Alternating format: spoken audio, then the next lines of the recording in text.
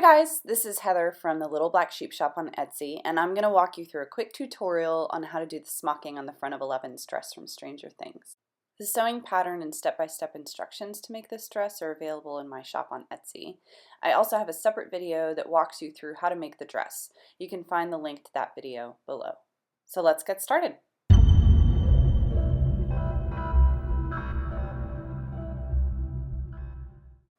So the first thing you need for this project is elastic thread, and when you're winding this onto your bobbin, you don't want to pull it. You want to wind it just gently around, and this is so that when you actually sew it with your machine, it'll have the right tension.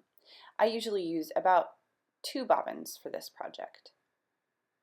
So next we have to mark our fabric, and you'll want to lay it out so the selvage edge is along maybe a gridded mat like this.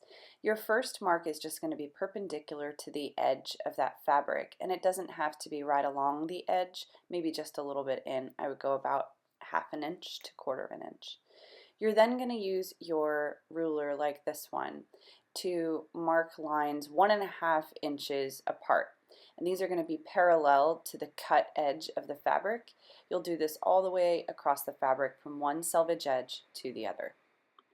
Now let's prepare our machine. You're going to want a pink top thread and make sure that your bobbin with the elastic thread is also loaded. Your tension is something that you're just going to have to play with. On my machine, I book it all the way up to a 9, but every machine is different. When you're first starting out, it might help if you take a square piece of fabric, maybe about 12 inches by 12 inches, and do rows just like this project has laid out with 1.5 inches in between.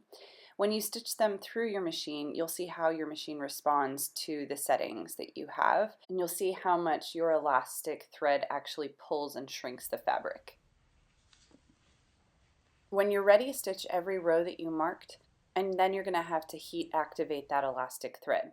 You can do this by rinsing your fabric and dropping it in a dryer. That's the easiest way. You can also dampen your fabric and run across it with a hot iron. This is going to seize up that elastic thread so it does this beautiful smocking.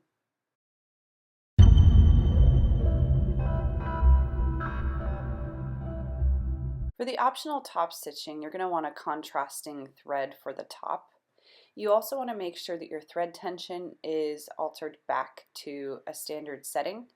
And then this is going to use 2 zigzag stitches. One is going to be a shorter width, and then the other is going to be the longest width that you can get on your machine. The pattern that I follow is 2 rows narrow, 1 row wide. So here's a preview of the fabric once I've run through with all of my narrow rows, and I just have to add my wide rows.